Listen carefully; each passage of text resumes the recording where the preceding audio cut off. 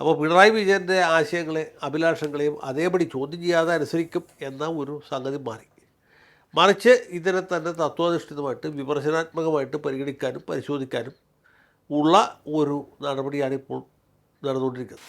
ഇടതുപക്ഷ പ്രസ്ഥാനം ക്ഷയോന്മുഖമാണ്. കാരണം അവർക്ക് പ്രത്യയശാസ്ത്രപരമായ ഒരു ഉറപ്പ് നഷ്ടപ്പെട്ടു. സംഘടനാ സംവിധാനം ദുർബലമായി. ഇപ്പോൾ പാർട്ടിയിൽ പ്രവർത്തിക്കാനായിട്ട് ചെറുപ്പക്കാർ വിദ്യാർത്ഥികൾ അധികം വരുന്നില്ല. അതുകൊണ്ട് തന്നെ ഈ ലീഡർഷിപ്പിൻ്റെ ക്വാളിറ്റി പോയി. CPM-ന് കിട്ടിയ പോലത്തെ ഒരു തിരിച്ചടി CPI-ക്ക് കിട്ടിയിട്ടുണ്ട്. പക്ഷേ അത് അത്ര വിസിബിളല്ല. കാരണം CPI-യുടെ ഈ നഷ്ടപ്പെട്ടു പോയ 3-4 സീറ്റുകൾ അല്ലെങ്കിൽ 4-5 സീറ്റുകൾ കൊള്ളാവുന്ന സ്ഥാനാർത്ഥികൾ നിർത്തി നന്നായിട്ട് ഫൈറ്റ് ചെയ്ത് ജയിക്കാവുന്നതായിരുന്നു. അത് നേതൃത്വത്തിൻ്റെ പ്രാപ്തി കുറവുകൊണ്ട് അല്ലെങ്കിൽ സ്ഥാനാർത്ഥികളുടെ വോട്ട് പിടിക്കാനുള്ള കഴിവ് കുറവുകൊണ്ടും പിന്നെ പൊതുവേ ഉള്ളൊരു UDF അനുകൂല വികാരം കൊണ്ടുമാണ് തോറ്റുപോയത്. അപ്പോൾ CPM വിട്ടവർക്ക് CPI ഒരു അഭയസ്ഥാനമായിട്ട് കണക്കാക്കിയിരുന്നു സമീപ ദിവസം വരെ.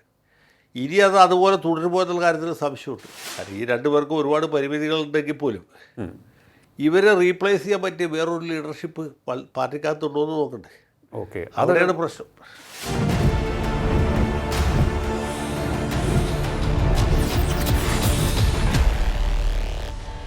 നമസ്കാരം, ടോക്കിംഗ് പോയിന്റിലേക്ക് സ്വാഗതം.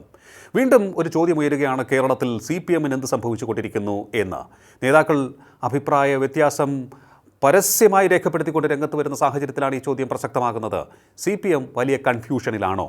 അതിനോടൊപ്പം തന്നെ ചോദിക്കാവുന്നൊരു ചോദ്യമുണ്ട്, ഇടത് മുന്നണിയും വലിയ കൺഫ്യൂഷനിലാണോ എന്നുള്ളതാണ്, ആശയക്കുഴപ്പത്തിലാണോ എന്നുള്ളത് തന്നെയാണ്. ഒട്ടേറെ കാര്യങ്ങൾ ഇതിന് പിന്നിലുണ്ട്. അടിസ്ഥാനമായി നിൽക്കുന്ന ഈ വിഷയങ്ങളാണിന്ന് ടോക്കിംഗ് പോയിന്റ് വിത്ത് അഡ്വക്കേറ്റ് ജയശങ്കറിൽ ചർച്ച ചെയ്യുന്നത്. നമ്മോടൊപ്പം ചേരുന്ന രാഷ്ട്രീയ നിരീക്ഷകൻ അഡ്വക്കേറ്റ് ജയശങ്കർ. നമസ്കാരം സാർ, ടോക്കിംഗ് പോയിന്റിലേക്ക് സ്വാഗതം. നമസ്കാരം സാർ, അങ്ങേക്ക് എന്താണ് തോന്നുന്നത്, ഈ തിരഞ്ഞെടുപ്പിന് ശേഷം ഈ ഇടതുപക്ഷത്തിനുള്ളിൽ അഭിപ്രായ വ്യത്യാസം അല്ലെങ്കിൽ ആശയക്കുഴപ്പം രൂക്ഷമാകുന്നു, അതുപോലെ തന്നെ ഇടതുപക്ഷത്തിന് നേതൃത്വം നൽകുന്ന CPM-ന് അകത്തും അഭിപ്രായ വ്യത്യാസം ശക്തമായിക്കൊണ്ടിരിക്കുന്നു എന്ന് വേണോ നമുക്ക് അനുമാനിക്കേണ്ടത്? തീർച്ചയായിട്ടും ഇവിടെ കേവലം ഒരു തെരഞ്ഞെടുപ്പ് പരാജയമല്ല സംഭവിച്ചത്. തെരഞ്ഞെടുപ്പ് പരാജയം എന്നൊക്കെ പറഞ്ഞാൽ ഇടതുപക്ഷത്തെ സംബന്ധിച്ചുള്ള അത്ര വലിയ വ്യാപലാതി ഉണ്ടാക്കുന്ന കാര്യമല്ല. പല തെരഞ്ഞെടുപ്പുകളിലും വളരെ ഡീസൻ്റായിട്ട് തോന്നിട്ടുണ്ട്. 1957 ആദ്യത്തെ ഭരണം കഴിഞ്ഞതിന് ശേഷം 60 നടന്ന തെരഞ്ഞെടുപ്പിൽ, വിമോചന സമരം കഴിഞ്ഞ് നടന്ന തെരഞ്ഞെടുപ്പിൽ ഈ കമ്മ്യൂണിസ്റ്റ് പാർട്ടിക്ക് വലിയ തിരിച്ചടിയുണ്ടായി. പക്ഷേ കഷ്ടിച്ച് 2 കൊല്ലത്തിനകത്ത് പാർട്ടി അതിൽ നിന്ന് കരകയറിയത് മാത്രമല്ല, 62 പാർലമെൻറ്റ് തെരഞ്ഞെടുപ്പിൽ കോൺഗ്രസിനും സഖ്യകക്ഷികൾക്കൊക്കെ വലിയ ആഘാതം ഏൽപ്പിക്കാനെന്ന് കമ്മ്യൂണിസ്റ്റ് പാർട്ടിക്ക് സാധിച്ചു.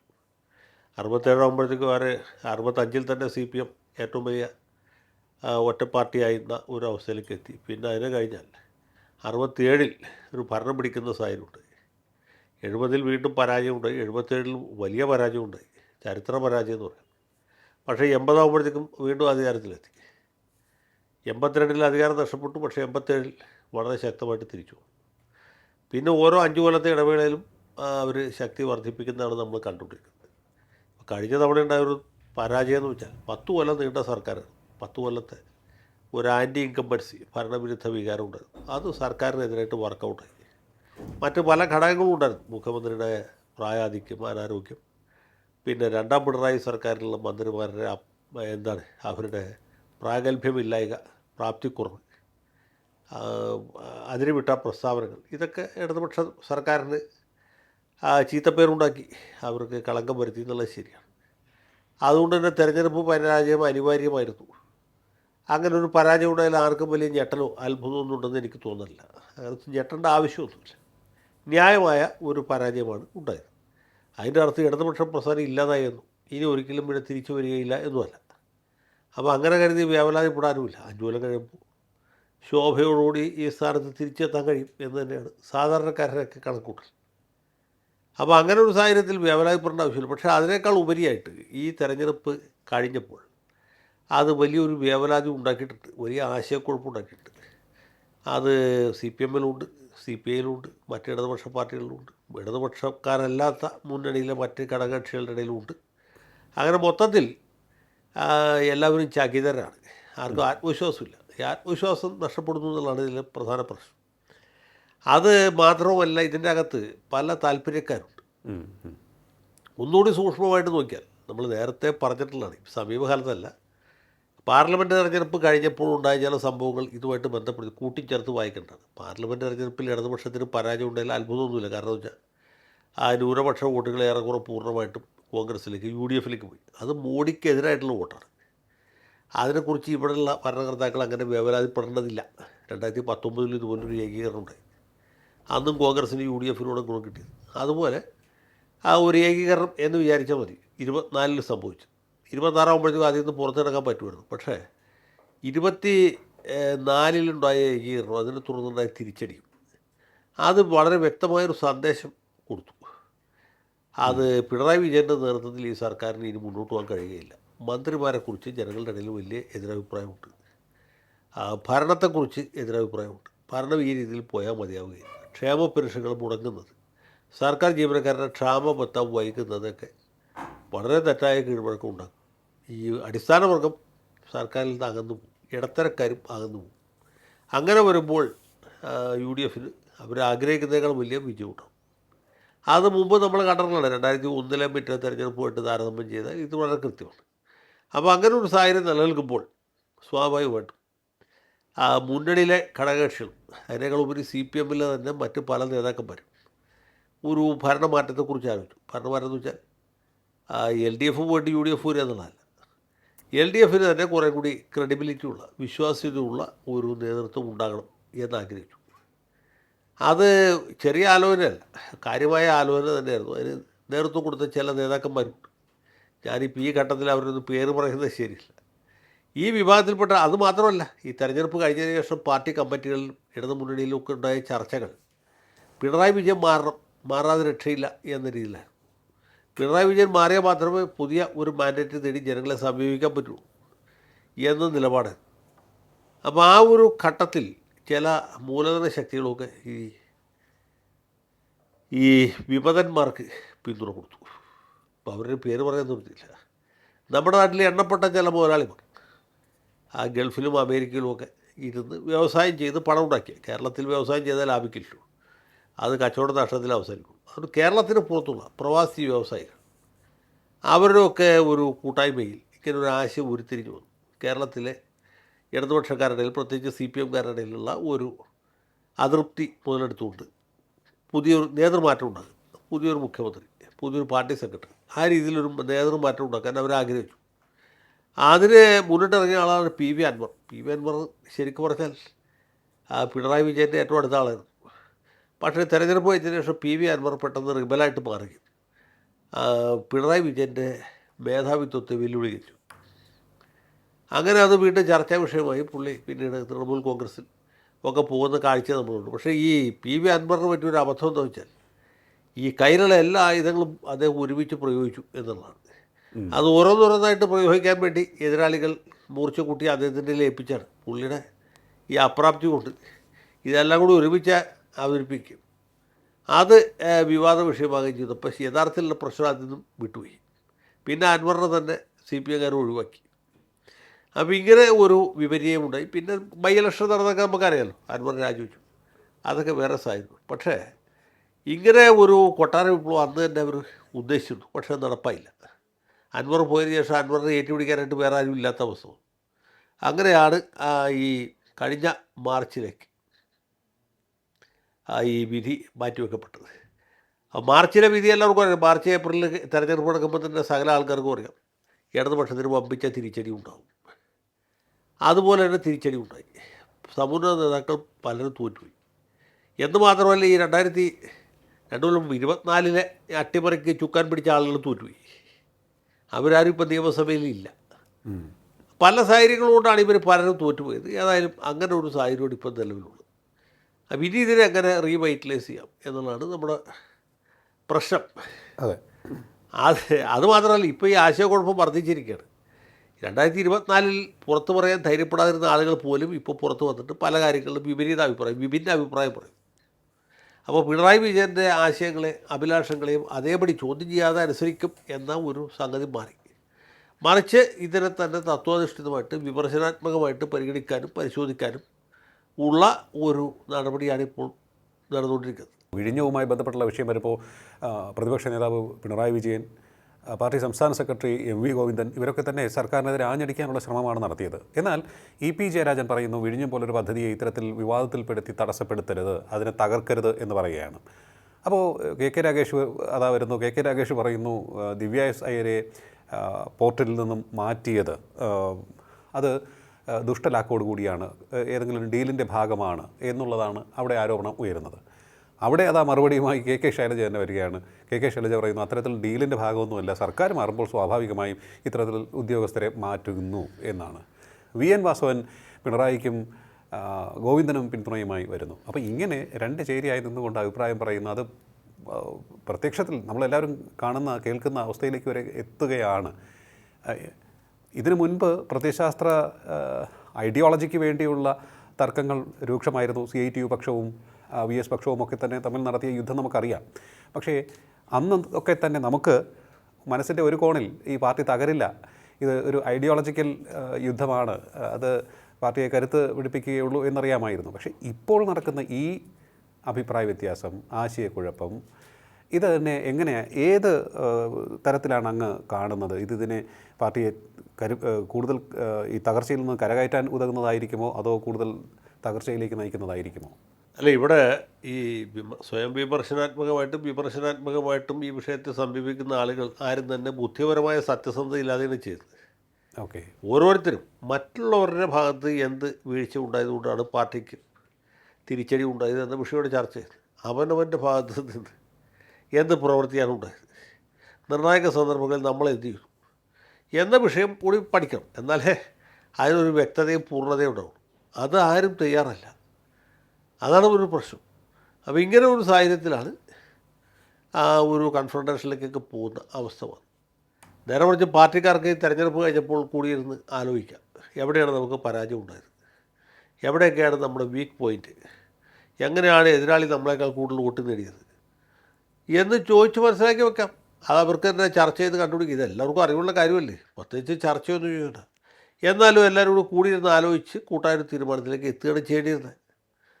അപ്പോൾ അങ്ങനെ ഒരു ഇനിഷ്യേറ്റീവ് ഉണ്ടാക്കുന്നതിന് പകരം നേതാക്കന്മാർ ചിലർ പറയുന്നു ഇന്ന കാരണത്താൽ പരാജയപ്പെട്ടു, ചിലർ പറയുന്നു മറ്റേ കാരണത്താൽ പരാജയപ്പെട്ടു, ചിലർ പറയുന്നത് ഇതിൻ്റെ മൊത്തം സംഗതി അലകും പിടിയും മാറണം, ചിലർ പറയുന്നത് അത് വേണ്ട, ചെറിയ മാറ്റങ്ങൾ മതി. ഇതൊക്കെ വ്യക്തതയില്ലാത്ത ആരോപണങ്ങളും അഭിപ്രായങ്ങളും അതുപോലെ തർക്കങ്ങളും കുതർക്കങ്ങളും ഒക്കെയാണ്. അതുകൊണ്ടൊന്നും ഒരു പാർട്ടി രക്ഷപ്പെടുകയില്ല. ഇടതുപക്ഷ പാർട്ടികളെ സംബന്ധിച്ചിടത്തോളം അതിൻ്റെ ഒരു കെട്ടുറപ്പ് എന്താണ്, അച്ചടക്കമുള്ള കേഡർമാർ, അതുകൂടാതെ ഈ പ്രചരണ രംഗത്തുള്ള അവരുടെ മേൽക്കൈ, മാധ്യമങ്ങളുടെ മേലുള്ള മേൽക്കൈ, ഇതൊക്കെ ഒരു പാർട്ടിക്കും അനുകരിക്കാൻ പറ്റുന്ന ഒന്നല്ല. അനുകരിച്ചാലും അത്ര എളുപ്പമല്ല അവിടെ ഇതിൻ്റെ എന്താണ് കേന്ദ്രസ്ഥാനത്ത് എത്തിപ്പെടാനായിട്ട്. അപ്പോൾ ഇങ്ങനെയൊക്കെ ഒരുപാട് പരിമിതികളും പരാധീനതകളുണ്ട്. പക്ഷേ ഇത് വിമർശനം പാർട്ടി ഉൾക്കൊള്ളുന്നില്ലെങ്കിൽ അതുകൊണ്ട് യാതൊരു പ്രയോജനമില്ല. സർ, മറ്റൊരു കാര്യം, പാർട്ടിയുമായുള്ള അഭിപ്രായ വ്യത്യാസം, അതുപോലെ തന്നെ പാർട്ടിയുടെ ഭാഗത്തു നിന്നുണ്ടായിട്ടുള്ള, അതായത് പാർട്ടിയുടെ ഓരോ ഘടകങ്ങളിലും പ്രവർത്തിക്കുന്നവരുടെ ഭാഗത്തു നിന്നുണ്ടായിട്ടുള്ള വീഴ്ചകൾ തുറന്നു കാണിച്ചതിൻ്റെ പേരിൽ പാർട്ടിയിൽ നിന്നും പുറത്തു പോകേണ്ടി വന്ന് തിരഞ്ഞെടുപ്പിൽ മത്സരിച്ച് വിജയിച്ചവരുണ്ട്. നമുക്കറിയാം, TK ഗോവിന്ദനുണ്ട്, അതുപോലെ തന്നെ കുഞ്ഞികൃഷ്ണനുണ്ട്, G സുധാകരനുണ്ട്. ഇവരൊക്കെ തന്നെ ഉജ്ജ്വല വിജയം നേടി നിയമസഭയിൽ എത്തുകയും ചെയ്തിരിക്കുകയാണ്. ഇപ്പോൾ പാർട്ടിയിലെ ചിലരൊക്കെ തന്നെ പറയുന്നത് ഇവർക്ക് മടങ്ങി വരാം തെറ്റ് തിരുത്തിയാൽ. അതാണ് എടുത്തു പറയേണ്ട ഒരു കാര്യം. നേരത്തെ തന്നെ പലരൊക്കെ തന്നെ ഇവരെ വളരെ രൂക്ഷമായ ഭാഷയിൽ വിമർശിച്ചതെന്ന് നമ്മൾ കണ്ടതാണ്. അത് വളരെ മോശമായി പോയി എന്ന് പാർട്ടിക്കുള്ളിലുള്ളവർ തന്നെ പരസ്യമായി പറയുകയും ചെയ്തിട്ടുണ്ട്. ഇപ്പോഴവർ പറയുന്നു തെറ്റ് തിരുത്തിയാൽ ഇവർക്ക് തിരികെ എത്താം എന്ന്. അപ്പോൾ ആരാണ് തെറ്റ് ചെയ്തത്, ആരാണ് തിരുത്തപ്പെടേണ്ടത് എന്നുള്ള ഒരു പ്രശ്നം കൂടി തന്നെയല്ലേ? അതെ, ഇതൊക്കെ മൊത്തം ഒരു അസംബന്ധ നാടകത്തിൻ്റെ വിവിധ സ്റ്റേജുകളിൽ നടക്കുന്ന വിവിധ പ്രകടനങ്ങൾ മാത്രമാണ്.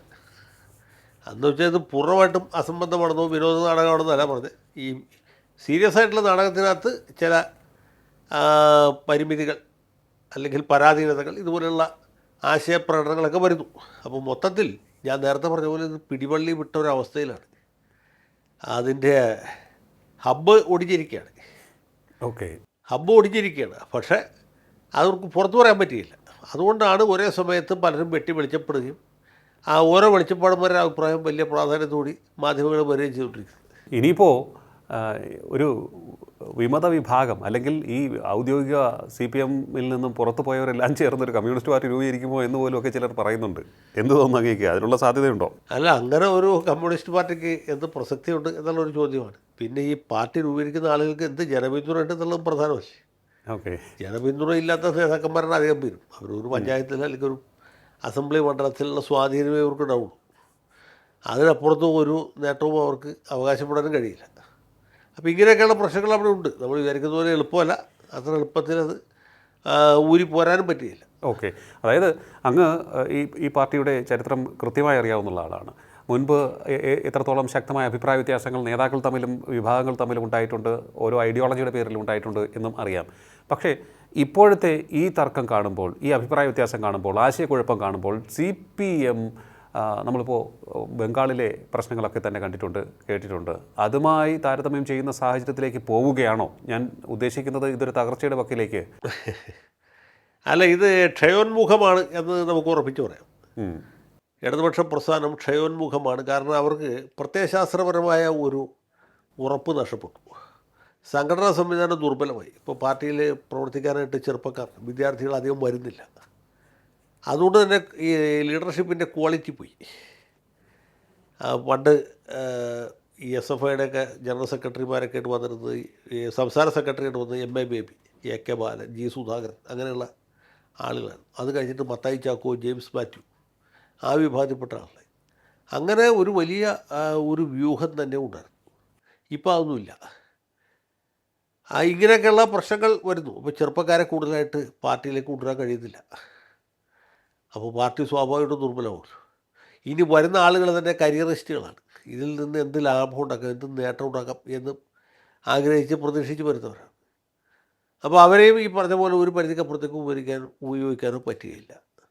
പിന്നെ സ്ഥിരം പാർട്ടിക്കാരായിട്ട് നടക്കുന്ന ആളുകളിൽ നിന്ന് മാത്രമേ ഇവർക്ക് പിന്തുണ ആവശ്യപ്പെടാനും അത് സ്വീകരിക്കാനും സാധിക്കുകയുള്ളൂ. ഇപ്പോഴത്തെ പാർട്ടി പ്രവർത്തകരും പഴയ പാർട്ടി പ്രവർത്തകരും തമ്മിലുള്ള ഒരു പ്രധാനപ്പെട്ട അന്തരം സ്വന്തം ലാഭം എന്ന് നോക്കി മുന്നോട്ട് പോകുന്നതാണെന്ന് തോന്നുന്നു. അതിൻ്റെയൊക്കെ തന്നെ ഒരു ദൃഷ്ടാന്തമാണെന്ന് തോന്നുന്നു. ഈ PSC ക്രമക്കേടുമായി ബന്ധപ്പെട്ടുള്ള കാര്യങ്ങളൊക്കെ ഇപ്പോൾ നമ്മളെല്ലാം ഞെട്ടിപ്പിച്ചുകൊണ്ടിരിക്കുകയാണ്. ഒരു ഭരണഘടനാ സ്ഥാപനത്തെ തന്നെ ആകെ പിച്ച് ചീന്തിക്കളഞ്ഞൊരവസ്ഥയാണ് കഴിഞ്ഞ 10 വർഷം കൊണ്ട്. പബ്ലിക് സർവീസ് കമ്മീഷൻ എന്ന് പറഞ്ഞാൽ കേരളത്തിലെ ഈ തൊഴിലില്ലാത്ത യുവാക്കളുടെ ഒരു വലിയ ആശാകേന്ദ്രമാണ് ഏത് കാലത്തും.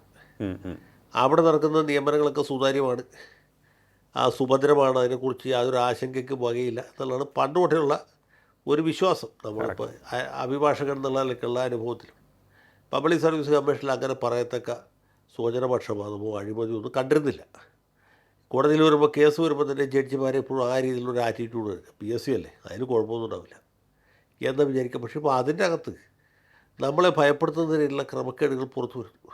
അപ്പോൾ നമ്മളെ ഭയപ്പെടുത്തുന്നു വെച്ചാൽ ഞാൻ PSCക്ക് അപ്ലൈ ചെയ്യുന്ന ആളല്ല, എൻ്റെ വീട്ടിലും ആരും തന്നെ PSC വഴിക്ക് ജോലിക്ക് അപേക്ഷിക്കാനില്ല. പക്ഷേ പബ്ലിക് സർവീസ് കമ്മീഷൻ എന്ന് പറഞ്ഞാൽ വലിയൊരു സ്ഥാപനം, ഒരു ഭരണഘടനാ സ്ഥാപനം ഇത്ര വലിയ ഒരു ജീർണത, ഒരു അപജയം നേരിടുക എന്ന് വെച്ചാൽ അത് വലിയ അപകടമാണ്.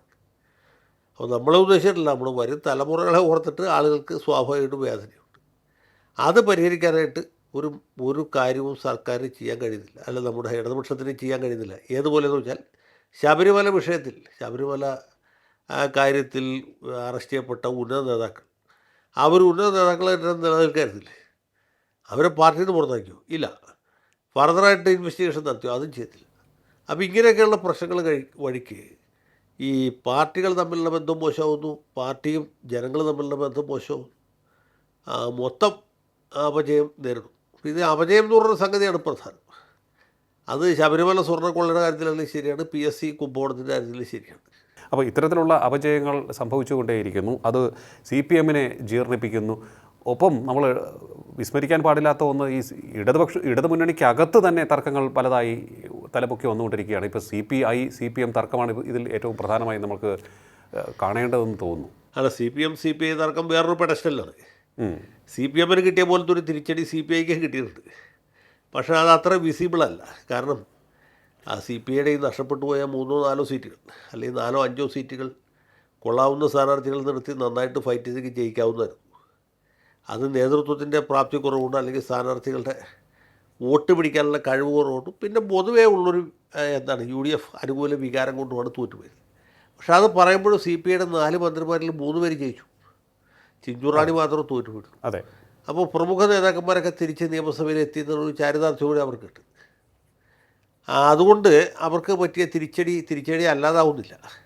അപ്പോൾ ഈ തിരിച്ചടി കൊണ്ടുണ്ടായ ഒരു ജാള്യം മറയ്ക്കാൻ പറ്റിയിട്ടുള്ള ഒരു ശ്രമമാണ്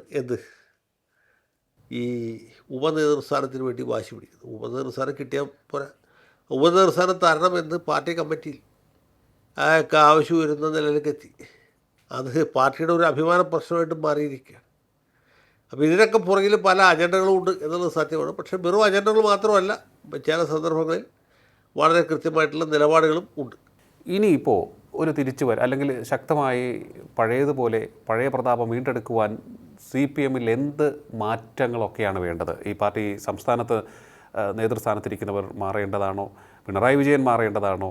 എന്താണ് അങ്ങയുടെ ചിന്ത? അല്ല, അത് വളരെ പ്രസക്തമായിട്ടുള്ളൊരു കാര്യമാണ്. നമ്മൾ പാർട്ടിയെക്കുറിച്ച് എത്ര പഠിച്ചു എന്ന് പറഞ്ഞാലും എന്തൊക്കെ അറിയാമെന്ന് പറഞ്ഞാലും അതിനൊക്കെ പുറത്ത് പാർട്ടി എന്ന് പറയുന്ന സംവിധാനം വേറൊന്നായിട്ടാണ് പ്രവർത്തിക്കുന്നത്. അങ്ങനെ ബുദ്ധിമുട്ടുണ്ട്. ഈ പാർട്ടി എന്ന് പറഞ്ഞാൽ പാർട്ടിക്കാർ മാത്രമല്ല, പാർട്ടി സഹയാത്രികർ, പാർട്ടി പ്രവർത്തകർ, അനുഭാവികൾ, ഇങ്ങനെ വലിയൊരു വൃന്ദമുണ്ട്, വലിയൊരു വ്യൂഹമുണ്ട്. അപ്പോൾ അവരിതിന് ഏത് രീതിയിൽ പ്രതികരിക്കുന്നു, അവർക്ക് മുമ്പിൽ ഉണ്ടാകാവുന്ന വിലക്കുകൾ എന്തൊക്കെയായിരിക്കും എന്നതിനെ ആശ്രയിച്ചായിരിക്കും എന്ന് എനിക്ക് തോന്നുന്നു. ഓക്കെ, എനിക്ക് തോന്നുന്നു ഇവരുടെ ഒരു തിരിച്ചുവരവിന് വലിയൊരു വെല്ലുവിളിയായി BJP-യുടെ വളർച്ചയും ഉണ്ടെന്ന് തോന്നുന്നു. CPM-ൻ്റെ വോട്ട് ബേസിൽ നല്ലൊരു ശതമാനം അങ്ങോട്ട് ചോർന്നുകൊണ്ടിരിക്കുകയാണല്ലോ അല്ലേ? അത് വേറൊരു ചോദ്യമാണ്. ശരിക്കും പറഞ്ഞാൽ വലിയൊരു പ്രശ്നമുണ്ട്. കാരണം എന്ന് വെച്ചാൽ ഈ മെമ്പർഷിപ്പിനെ ബാധിക്കുന്ന ഒരു തലത്തിലേക്ക് പോയിട്ടുണ്ട്. രണ്ട് പാർട്ടികളെയും ബാധിക്കും അത്. ഓക്കെ, അപ്പോൾ CPM വിട്ടവർക്ക് CPI ഒരു അഭയസ്ഥാനമായിട്ട് കണക്കാക്കിയിരുന്നു സമീപ ദിവസം വരെ. ഇനി അത് അതുപോലെ തുടരുമോ എന്നുള്ള കാര്യത്തിൽ സംശയമുണ്ട്. പക്ഷേ ഇവർ കുറച്ചുകൂടി ശുഭപ്രതീക്ഷ ഉള്ളവരാണ്. ഇടതുപക്ഷ പുനരേകീകരണം ഏതെങ്കിലും കാലത്ത് നടക്കും. CPM-ഉം CPI-യും RSPയും ഫോർവേഡ് ബ്ലോക്കും പെസൻസ് ആൻഡ് വർക്കേഴ്സ് പാർട്ടി, പിന്നെ മാവോയിസ്റ്റുകളുടെ 100-150 ഗ്രൂപ്പുകളും ഇവരെല്ലാം കൂടി ചേർന്ന് ഒരു പ്രാദേശിക വിപ്ലവത്തിന് ആഗ്രഹിച്ചുകൊണ്ടിരിക്കുകയാണ്. അത് ആഗ്രഹത്തിൻ്റെ തലത്തിലാണ്. ആഗ്രഹത്തിന് അപ്പുറത്തേക്ക് പോകാൻ ബുദ്ധിമുട്ടായി. എങ്കിലും ഒരു ചോദ്യം കൂടി ഞാൻ ഒരു സ്പെസിഫിക് ആയിട്ട് പ്രിസൈസായിട്ട് ഞാൻ ചോദിക്കുകയാണ്. പിണറായി വിജയനും MV ഗോവിന്ദനും ഇരുവരുടെയും കയ്യിലാണ് ഇതിൻ്റെ താക്കോലിരിക്കുന്നത്, പല പ്രധാനപ്പെട്ട കാര്യങ്ങളുടെയും. അതുകൊണ്ട് ഞാൻ ചോദിക്കുകയാണ്. പക്ഷേ ഇവരാണ് ഏറ്റവും വെറുക്കപ്പെട്ട നേതാക്കളായി ഇപ്പോൾ വിമർശിക്കപ്പെട്ടുകൊണ്ടിരിക്കുന്നത്. ഇവർ രണ്ടുപേരും മാറി പുതിയ മുഖങ്ങൾ വന്നു കഴിഞ്ഞാൽ രക്ഷപ്പെടുമോ എന്നുള്ളതാണ് ഞാൻ ചോദിക്കുന്നത്. അല്ല, അത് നമുക്ക് പറയാൻ പറ്റില്ല. കാരണം ഈ രണ്ടു പേർക്കും ഒരുപാട് പരിമിതികളുണ്ടെങ്കിൽ പോലും ഇവരെ റീപ്ലേസ് ചെയ്യാൻ പറ്റിയ വേറൊരു ലീഡർഷിപ്പ് പാർട്ടിക്കകത്തുണ്ടോ എന്ന് നോക്കണ്ടേ. ഓക്കെ, അവിടെയാണ് പ്രശ്നം. അതൊരു പ്രധാനപ്പെട്ട പ്രശ്നം. പാർട്ടിക്കാരുണ്ട്, പാർട്ടി MLA-മാരുണ്ട്, മന്ത്രിമാരുണ്ട്, മറ്റു പലതുണ്ട്. പക്ഷേ ഈ രാജിവെച്ച രണ്ടുപേരുടെ വേക്കൻസിയിലേക്ക് വരാൻ യോഗ്യതയുള്ള തെരഞ്ഞെടുപ്പിൽ മത്സരിച്ച കഴിവും പ്രാപ്തിയും ആരോഗ്യമുള്ള ഒരാളെ കണ്ടെത്താൻ കഴിയും. അതാണ് പ്രശ്നം. അതാണ് CPM നേരിടുന്ന ഏറ്റവും വലിയൊരു ആശയക്കുഴപ്പം, കൺഫ്യൂഷൻ അത് തന്നെയാണ് എന്നാണ് നമുക്ക് മനസ്സിലാക്കാൻ കഴിയുന്നതെന്ന് തോന്നുന്നു. എന്തായാലും അങ്ങ് പറഞ്ഞ ഒരു കാര്യം, പിണറായി വിജയനും ഗോവിന്ദനും മാറിയാൽ ആര് വരും എന്നുള്ളത് ഏറ്റവും പ്രസക്തമായ ഒരു കാര്യം തന്നെയാണ്. അതിനുള്ള യോഗ്യതയുള്ളവർ എത്ര പേരുണ്ട് എന്നുള്ളതാണ് എടുത്ത് പരിശോധിക്കേണ്ട കാര്യം. വലിയ രീതിയിൽ ഒരു മൂല്യശോഷണം ഇതിൻ്റെ നേതൃനിരയിൽ ഉണ്ടായിരിക്കുന്നു. ജനങ്ങൾ അത് മനസ്സിലാക്കി കഴിഞ്ഞിരിക്കുന്നു. അത് തന്നെയാണ് ഏറ്റവും വലിയൊരു ആശയക്കുഴപ്പം. ഒപ്പം തന്നെ ഒട്ടേറെ അഴിമതി ആരോപണങ്ങൾ നേരിടുന്നു. ഇത് ഒന്നൊന്നായി പുറത്തു വന്നുകൊണ്ടിരിക്കുന്നു. അപ്പോൾ ഇത്ര വലിയ വഞ്ചനയാണ്, ഇത്ര വലിയ കൊള്ളയാണ് നിങ്ങൾ അധികാരത്തിലിരുന്നു കൊണ്ട് ചെയ്തത് എന്ന് ജനങ്ങൾ ഇപ്പോൾ മൂക്കത്ത് വിരൽ വെച്ച് പറഞ്ഞുകൊണ്ടേയിരിക്കുകയാണ്. അധികാരത്തിൽ നിന്ന് മാറിയിട്ടും ഈ അഴിമതി പരമ്പര പുറത്തു വന്നുകൊണ്ടിരിക്കുന്നത് അവർക്ക് വലിയ തിരിച്ചടിയാണ്. ഇത് കൂടാതെ തന്നെ മുന്നണിക്കുള്ളിലും അഭിപ്രായ വ്യത്യാസങ്ങൾ ശക്തമായിക്കൊണ്ടിരിക്കുന്നു. കാത്തിരുന്ന് കാണേണ്ടത് തന്നെയാണ് ഈ പാർട്ടിക്ക് ഇനി എത്രത്തോളം ശക്തമായി എന്ന് തിരിച്ചു വരാൻ സാധിക്കും, ഒപ്പം തന്നെ ആർക്ക് അതിന് സാധിക്കും എന്നുള്ളത്. വളരെയധികം നന്ദി സർ, ഇത്രയും സമയം ടോക്കിംഗ് പോയിന്റുമായി സംസാരിച്ചത്. ടോക്കിംഗ് പോയിന്റ് വിത്ത് അഡ്വക്കേറ്റ് ജയശങ്കറിൻ്റെ ഇന്നത്തെ അധ്യായം ഇവിടെ പൂർണ്ണമാകുന്നു. ഇനി അടുത്ത എപ്പിസോഡ് കാണാം നമുക്ക്. നമസ്കാരം.